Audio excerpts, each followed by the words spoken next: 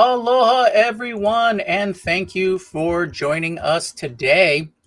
It is Wednesday, and that means it's news day. The DAS team has fished out their favorite stories of the week, and today we'll navigate through stories like OpenAI shifting to PBC, Hugging Face offers their own operator, and Google's new Gemini Pro 2.5 coding version. It's May 7th, 2025, episode 458, and this is the Daily AI Show.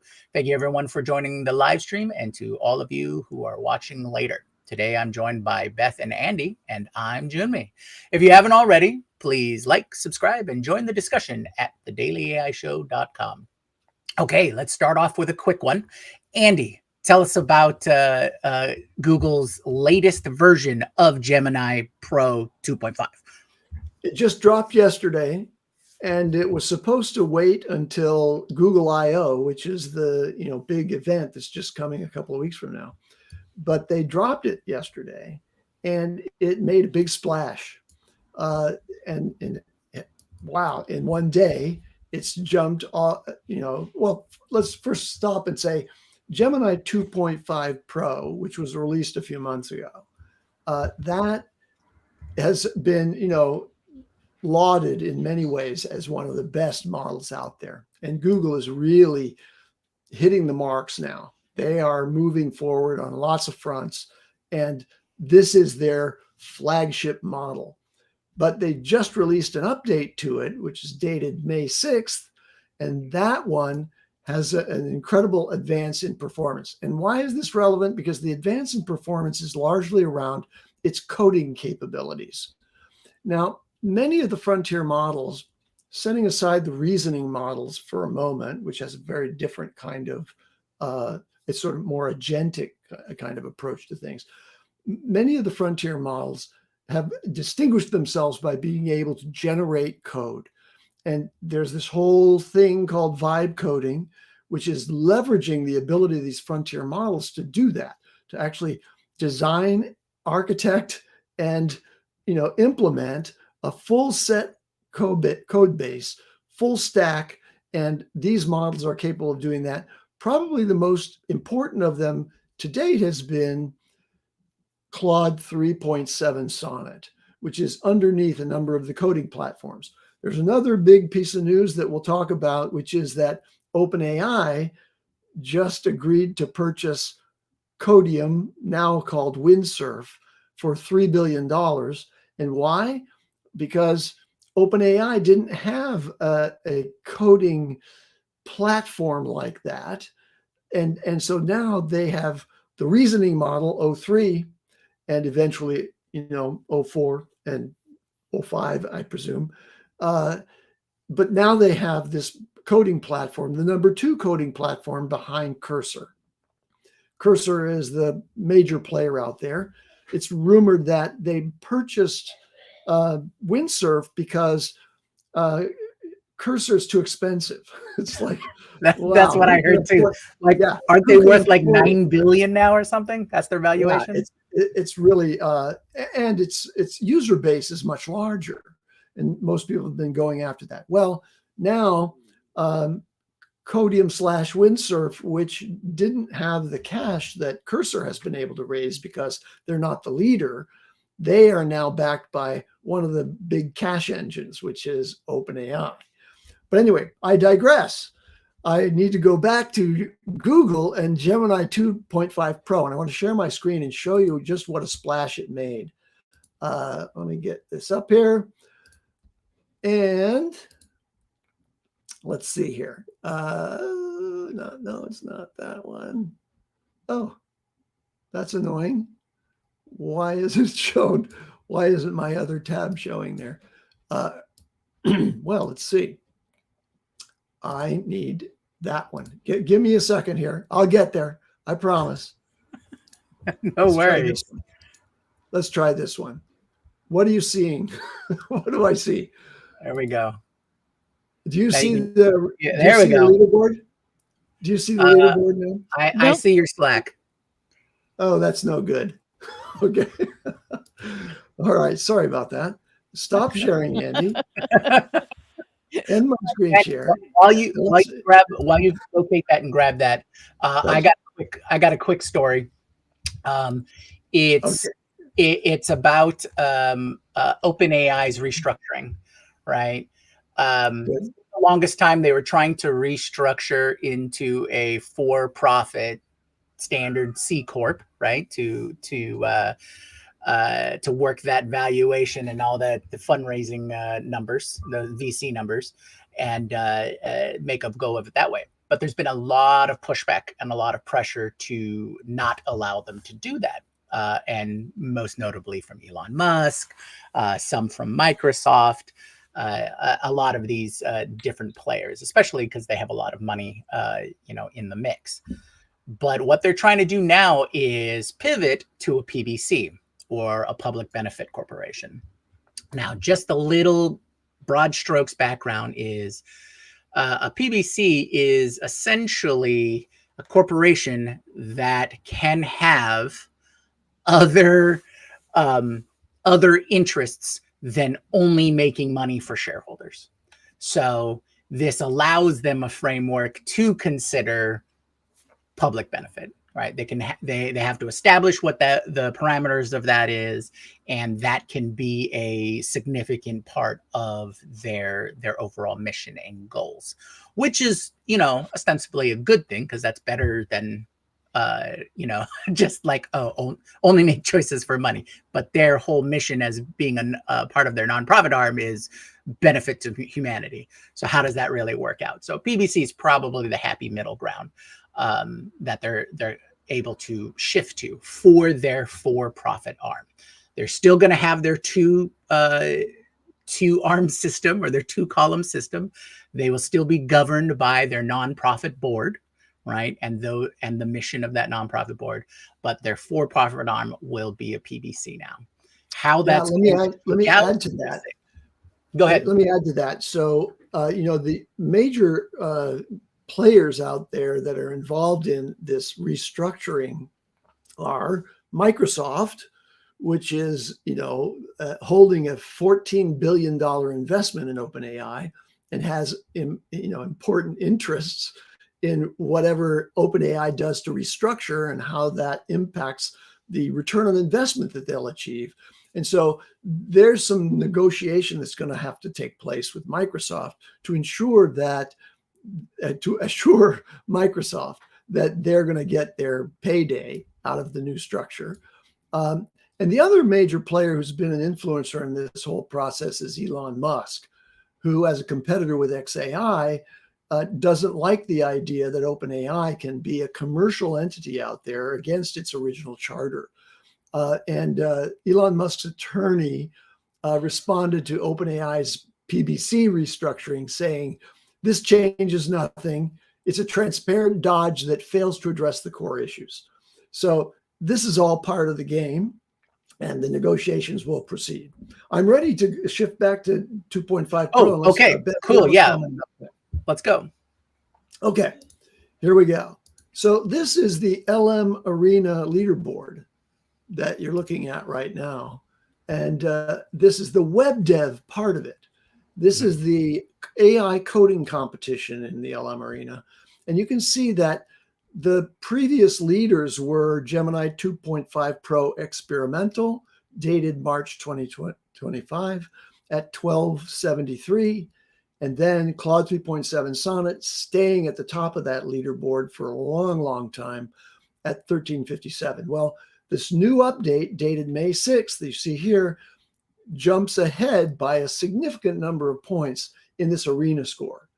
But there's another more detailed view that we ought to look at, which is here is a comparison of the models and their performance on various coding things. And I'm going to compare principally between Gemini 2.5 Pro, which you see highlighted here on the left, and Claude 3.7 Sonnet. So down here are the code generation benchmarks, code editing, Aider Polyglot, SWE-bench verified agentic coding measure, and factuality, which is called simple QA. Now you can see that, let's start with code generation purely. Code generation, live code bench V5 benchmark, Gemini 2.5 Pro gets a 75.6. And the only others that play in that particular benchmark are Grok 3 Beta, and then it actually exceeds Gemini 2.5 Pro when it's allowed extended thinking. And this is one of the things that you have to add to the benchmarks, is that the reasoning models allow for additional inference time to do thinking, right? To retrace their steps and refine their responses.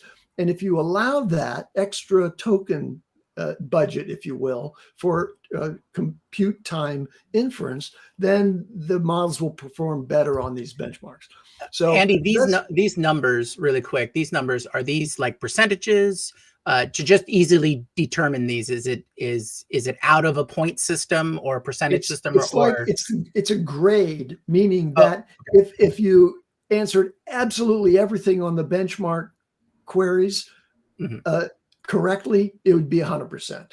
Gotcha. So this is saying that in the case of code generation, Gemini 2.5 Pro gets 76%, which is a solid C+.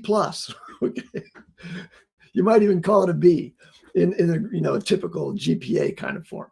But now let's go down to code editing.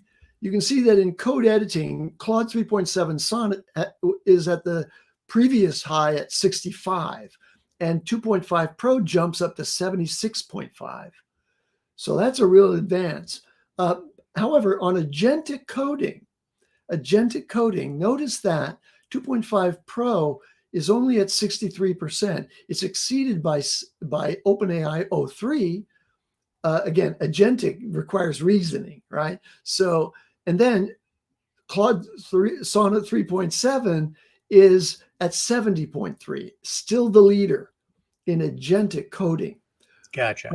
But in factuality, which means, does it really represent, without kind of hallucination, the specifics? 2.5 Pro, this most recent release, is now the leader at 50.8%. Now, going back to the other one, the LM Arena, this is based on users basically arriving at a comparison that allows them to subjectively assess which model is performing better on their tasks. And so you can see the number of votes over here in this column.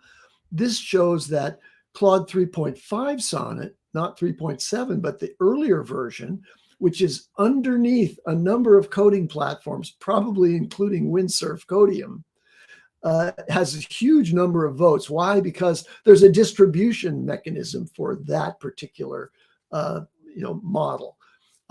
This is so new, and yet it's gotten 2,000 votes saying, wow, this model is even better in this head-to-head web development challenge in LM Arena, which is masked. You don't really know which model you're getting when you get the LM Arena comparison.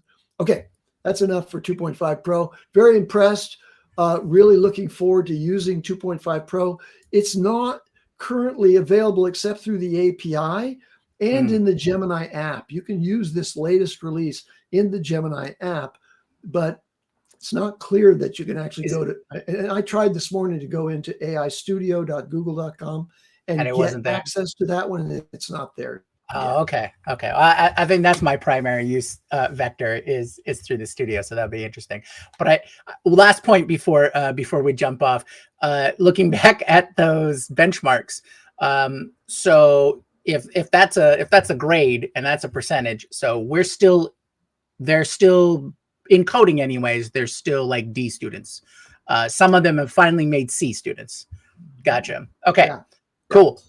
Beth, what do you got? What's your favorite story, or what's the biggest fish that you caught today, story-wise? Well, I just went to Gemini to see if I have it because I do subscribe to Gemini, because that's part of our where we store our files for the show, and video files are quite large. And it looks like I do have. Do I? But I also have generating video with VO2. So if you were part of the rollout that did not roll out to you, go check. Yeah, it's interesting. I'm curious about the Gemini 2.5 if we'll be limited to 25 queries a day, which is what the previous 2.5 was, and unless you're paying for it. So, okay, what I have is, I guess we'll go with the I'm going to go with a coding story because that seems to be like the best place to switch off. Apple and Anthropic are apparently teaming up to build an AI-powered vibe coding platform that would actually use Apple's coding language specifically, right? So coding for the Mac universe, and that is an interesting thing because Apple, of course, is still not anywhere near being able to seemingly produce something that is AI native and helpful. I mean, it's just, I don't know, what can we say about Apple now? But this move seems like it is understanding that it is important to make some moves in whatever direction they can because they still have this great this great distribution network, but they don't seem to be able to do something with their own AI, like in-house people who are guiding a vision, which is just still kind of astonishing. I mean, I feel like Apple is the new Google. Last year, we spent a long time going, Google, really? Like, how are you this bad? Don't you have like money and like researchers? And like, how is that happening? I feel like Apple is the new Google, and I'm interested to see. Yeah, I'm really excited about this news because I hadn't heard about this news, so I'm glad you brought it up. Because this totally feeds the conspiracy fire. I'm sorry, we don't call them that. The pattern recognition fire that burns in my brain. Because like months ago, there was the talk of, well, how could Apple get back into the race? How could Apple jump forward? And it was supposed by several, I think, bloggers or podcasters or whatnot in the AI space that it could be a purchase. Because Apple's done that in the past. Apple's has purchased what they needed in whatever niche or capabilities to move them forward quicker. In fact, Siri was an acquisition. Yeah, exactly. And so, Not sure that's a good example at this point. It's like, oh, well, okay. So if OpenAI is going to go into coding with Windsurf and Google's finally at their pace, and they've got their heavy hitting coding, models, and then Apple's like so far behind, how are we going to keep up? It's like, well, there's Anthropic over there, and they might need help. They need money. We have money. And you just mentioned distribution. So it sounds like, that's a great connection. And I would love to see it in 12 months where they go, oh, okay, it's an official, official merger or purchase or whatnot. Plus they have both A in their name. So that's totally a reason to do it too, right? So yeah. So there's another there's another Anthropic story that was just like it's sort of low under the radar. Which is that Anthropic is offering to buy back current and former employee shares, I believe at $2 million each. But like there's a threshold, like you can sell 20% of the shares that you have as a way of gaining more of their I don't know, Andy, what is that? That's gaining more of the ownership of your own company? Is that why that happens?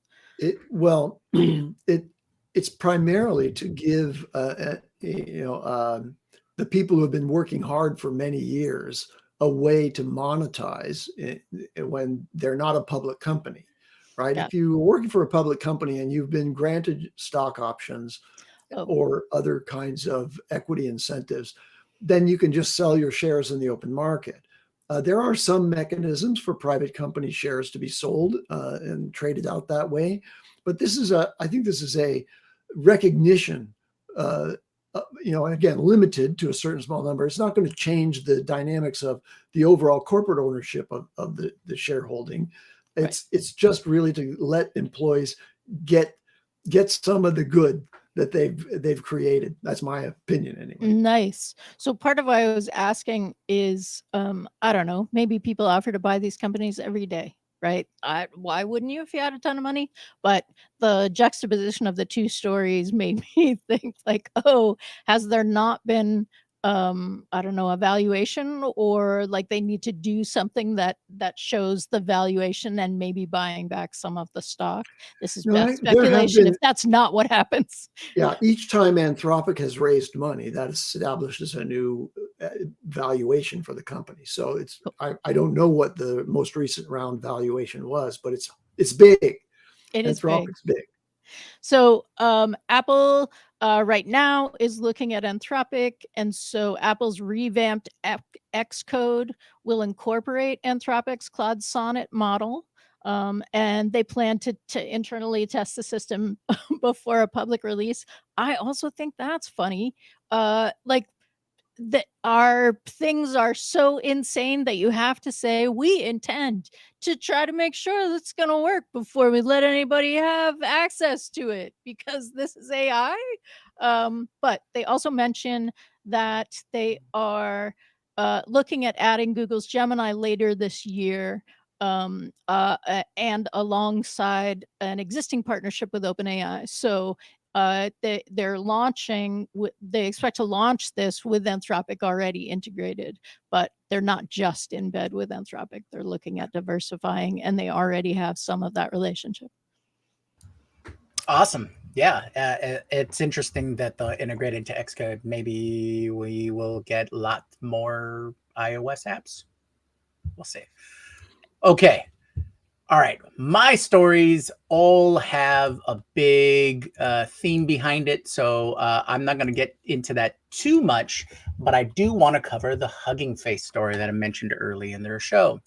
Hugging Face releases a free operator-like agentic AI tool.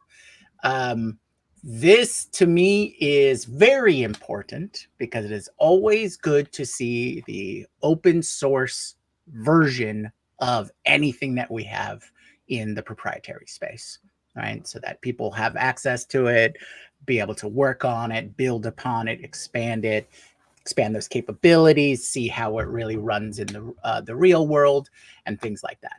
So OpenAI offered their operator, Anthropic has their computer use, and so we've seen these agentic type of features come out. Now, the big thing with Hugging Face, it is free and it is available, but you have to be in a queue. And apparently the queue can take from a few minutes to a lot of minutes. Why? Because it's available to people and people want to jump on and try it out and see how it works. They are quick to say that this is an initial offer. This is not a highly developed, slick, ready for major release type of app or application or feature set like OpenAI's operator or Anthropic. So keep that in mind before you go into it. But I think the significant takeaway of this is now there's an open source version.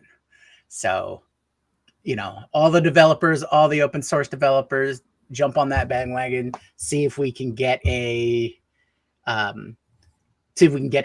the code base itself and start using this in more and more things. So I'm seeing more components of agentic capabilities being available on the open source side, easier interactions, the whole MCP thing, automations, and this is kind of exciting to me. So I wanted to highlight that. All right. Well, before we open up to the new segment, does anybody have any other, do they have any other fish chomping at the hook to be reeled up and talked about? Wait, what's the new segment? I know. Oh, so the new segment is AI and science. Yes. Yes, then I have AI in education. I don't know. So 250 tech leaders signed an open letter asking for AI to be included in education. There was a President Trump signed an executive order to that effect. This 250 tech leader open letter has come out just recently. So after the open after the open executive order, there is like too many thoughts in my head. After the executive order, this was signed, and it is saying that they really need the U.S. to focus on offering AI and computer science courses, and they're asking for the subjects to be made mandatory in the same way that writing is made mandatory in a basic understanding of math, because they see these as necessary skills in order for employment after graduation from high school. So this is a fairly interesting move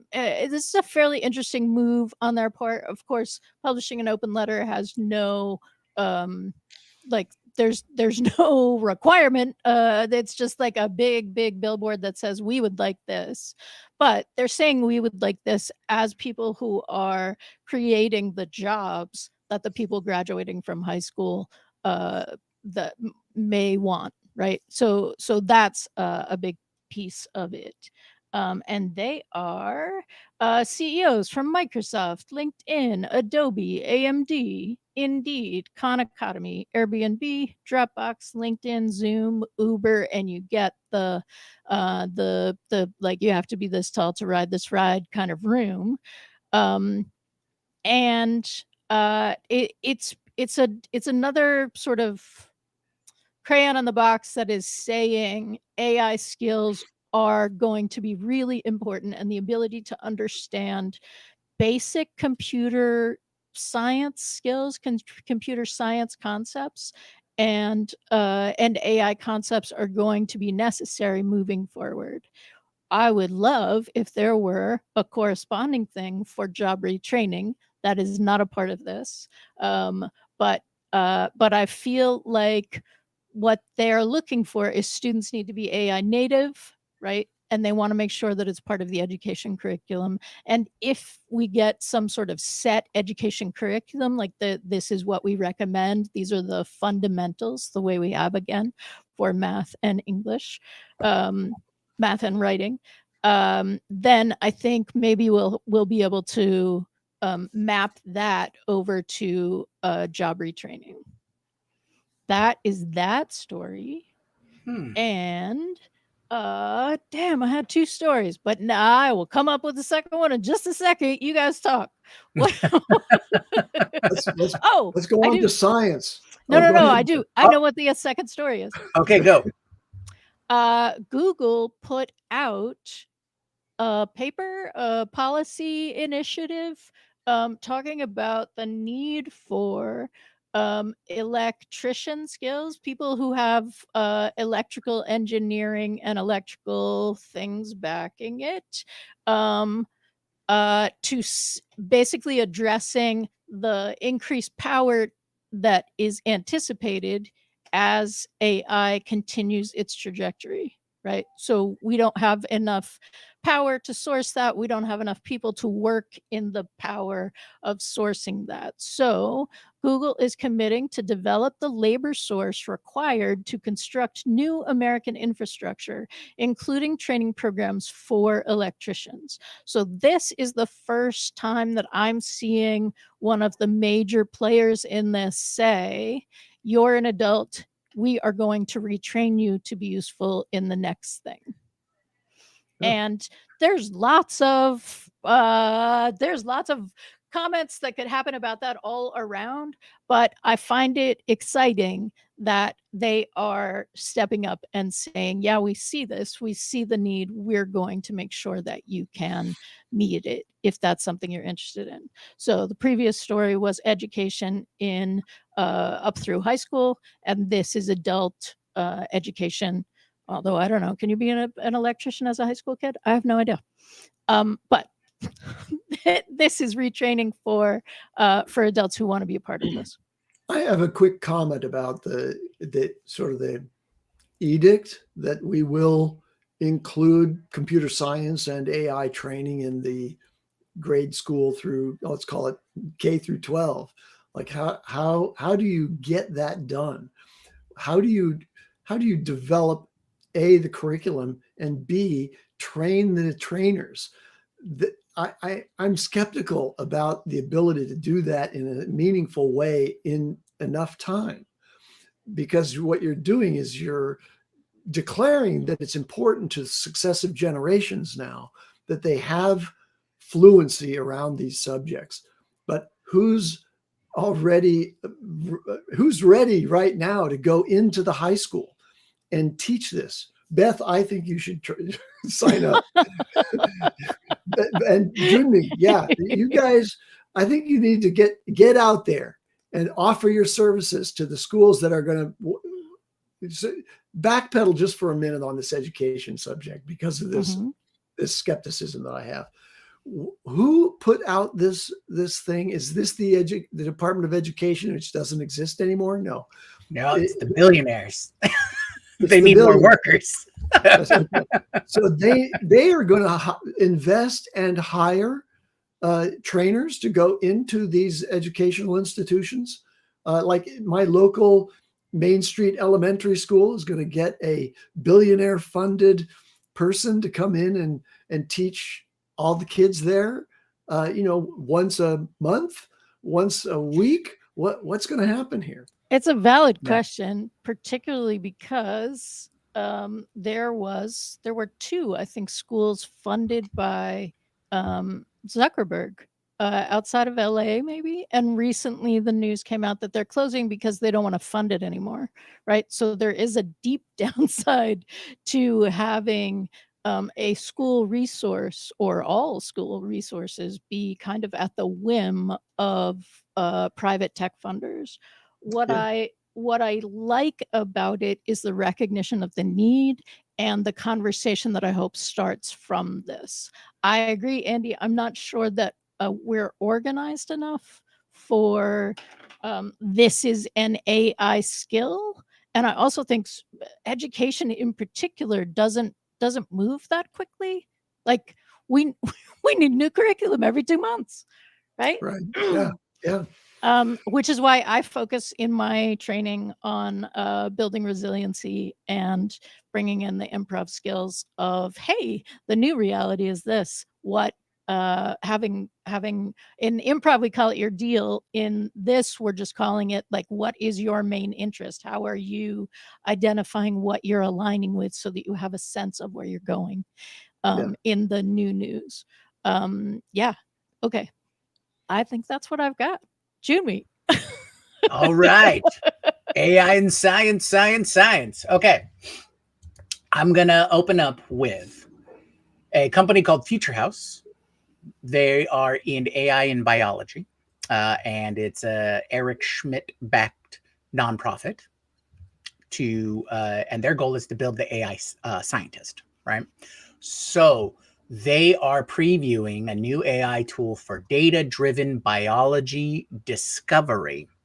And so this is exciting news in that whole build an AI scientist to help the help science further, because one of the biggest things, and we've said this multiple times, is that the mundane or boring part of science is what people don't really talk about, and that's what takes the most time: doing all the testing, doing all of these methodical steps and things like that.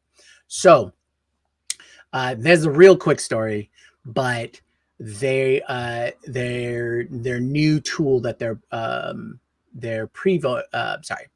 it's coming out essentially after their new API and their platform. So it's this whole rollout from Future House. So, and because it's a nonprofit, we will hopefully get more access to more scientists to use these tools. And so that was the exciting part about these new tools. Okay.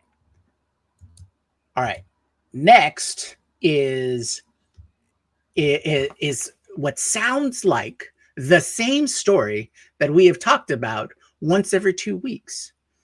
And that is touch sensors for robots. Right? We've talked about eSkin. We've talked about robot interactivity. And now yet another university is coming out with new robotic touch sensors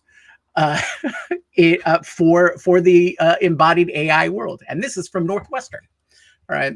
So they say their researchers are arguing that the problem with robotic touch sensors is that there's been this problem that's been lurking in the margins of many papers about touch sensors, and that is in robotic skin itself. So Northwestern has overcome a major barrier in achieving a low-cost solution for advanced robotic touch. The authors argue that this problem has been in the margins of lots of different papers. This is the language that they're using. But they were able to use inexpensive silicon rubber composites to make this skin as an insulating layer. And because of this insulating layer, this is what a lot of groups use. It prevents the direct electrical contact between the sensing polymer and the monitoring service electrodes. So we had this story a few weeks ago talking about something you could just place a sensor, right, a very thin film on your skin for sensing magnetic fields and things like that. So along these lanes, they were able to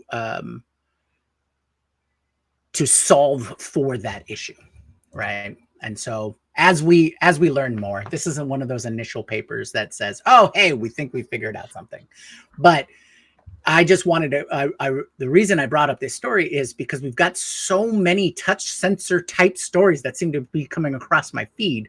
So we've got films that go onto people's skins. We've got touch sensors that go onto the myriad of sensors that are going on to enabled AI robotic bodies. And now we've got even further research into these touch sensors. So what this leads, again, my pattern recognition brain is like, we are on the cusp of being able to solve for this sensory issue for embodied AI, and we'll see it probably. I'm hoping 24 months, and then we'll see some real world applications in the latest version of robots coming out of anywhere, really. So if you're just watching us on the Daily AI Show, you may be wondering, Jyunmi, why do you think you're talking about that so often? And part of why I think we're talking about it so often is that the last 2 shows of the Sci-Fi AI Show have done deep dives, both into eSkin and the touch sensitivity. So Jyunmi and I are having like tons of conversation about this. So join us Friday at 1 Pacific, 4 p.m. Eastern if you want more about not just touch sensitivity, but definitely look for those shows as well. Okay, now another great paper or research coming out of the University of Tokyo. This is something else. Apparently, these Japanese universities have been cranking out these research studies like crazy. Like, I know every single week there's some University of Tokyo or Kyoto or whatnot, and they just constantly coming out with the research papers. But apparently they have created a privacy-aware building automation. So Researchers have developed a framework to enable decentralized artificial intelligence-based building automation with a focus on privacy. The system enables AI-powered devices like cameras and interfaces to cooperate directly using a new form of device-to-device communication. In doing so, it eliminates the need for central servers and thus the need for centralized data retention, which is often seen as a potential security weak point and So risk is to private data. is it comparable to Bluetooth? As we're talking device-to-device communication, is it a radio transmission between the two? I don't see anything here in terms of the platform or format of the communication. Just that they have the method is they're more focusing on the fact that they can the devices can communicate to each other with distributed AI, as opposed to going to a central location, getting the information they need, and all communicating with that central location. It's the decentralized nature of this platform or this format, this framework, that increases security, provides less single point of failure. So it's like a device-to-device protocol for secure communications, but it doesn't presume the strata of the communication. It could be done by wire, it could be done wirelessly, it could be done by laser signal, whatever. But the protocol they've developed is the platform for device and embodied AI. Communication with other embodied AIs that doesn't require a central server to talk to them. That's correct. Yeah, and they're calling it distributed logic free building automation, or DLFBA, which doesn't sound too doesn't roll off the tongue terribly, but decentralized AI based network sounds pretty cool to me. For me, I'm a big fan of decentralization, just because I don't like the single point of failure kind of thing. And because single point of failure just means it's a larger target. But if you want to easily wrap this around for anyone, think of it as a peer-to-peer network, or it's basically torrent for AI and embodied AI. So take that as you will. That's not a terrifying thought in any way. Well, what are you talking about? It just means they're all independent, and if the robot overlords ever rise up, you'd have to take them all out to stop the network. You couldn't just take out one Skynet, because they would all be Skynet. If you think that we're talking about touch sensors like every second, for me, the corollary to that is, ooh, this gives a new definition to the idea of swarm, right? This also gives a new definition to the idea of swarm. Yeah. All right. Well, I have a scientifically founded pivot from that. Ooh. One of the foundations of AI, especially the kinds of AI that we're most familiar with in generative language models, is NLP, or natural language processing. So the earliest forms of AI really had to do with trying to figure out how to make sense out of text and or speech. And one of the earliest AI developments that came into the public consciousness was Siri. And while we've been talking about science in our chat, people have been having a lot of fun doing a kind of a life celebration and requiem for Siri.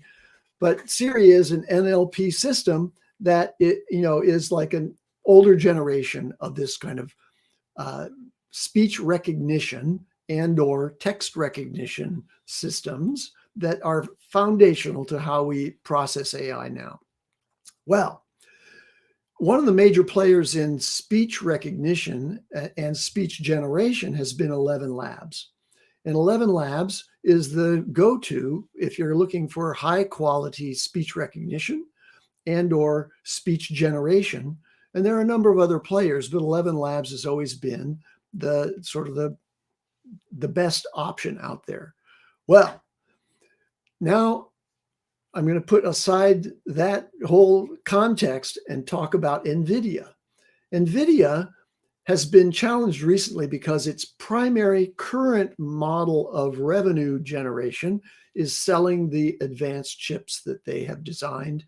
And they are being constrained in that by losing one of the major markets in the world, which is China, as a result of the fiat from our government that we can't allow a company that has advanced chips to sell to China, sell those advanced chips to China. And that's putting a real damper on Nvidia's valuation. And its stock price has dropped by about a quarter, in the first part of this year as a result of the tariffs that are being put on and the export restrictions that are on Nvidia. But Nvidia is not limited to chip production. They have a whole ecosystem of AI tools, and they've now jumped in to challenge 11 Labs. So meet Parakeet 2 just dropped. It's a second generation automatic speech recognition model. It's incredibly fast. Like on Hugging Face, a person said it can transcribe an hour of audio in a second. Now, here at the Daily AI Show, we have a lot to do with transcription, and that's one of the key processes that we use. And we use different models to take the audio from these shows and create transcripts. And already on YouTube, for example, there's an automatic transcript generated, and that's using this speech recognition process and various models out there that cost a lot of money to use. But NVIDIA's just dropped Parakeet 2 as open source with a very permissive license. So you can build with it and no strings attached. So this is a major shift in one of the very most fundamental components of AI, especially as we go further and further toward natural spoken interaction with AIs, as opposed to doing a chat dialogue box and having to type it in, right? So you've experienced Chat GPT, I hope, using voice interaction. Perplexity does it as well. Many other models have voice as a new and increasingly useful interface, so that you can have a chat, literally chat with that model, and do it in a natural way. So NVIDIA is stepping into that market, and they've launched now Parakeet 2, and I think that's a really important step. Now there's going to be a free open source model for this kind of transcription, whether you're transcribing a YouTube video or you're transcribing, live speech as we're speaking right now, and wanted to get a full transcript automatically. You would be able to mount this. It's fast, and it's has a word error rate of only 6%. So Right. It might make a mistake. 6%. So I am like, this is personal news. This is news that matters to me personally. Absolutely. There are other free models, right? Original Whisper was free, and I'm sure you can still use Original Whisper.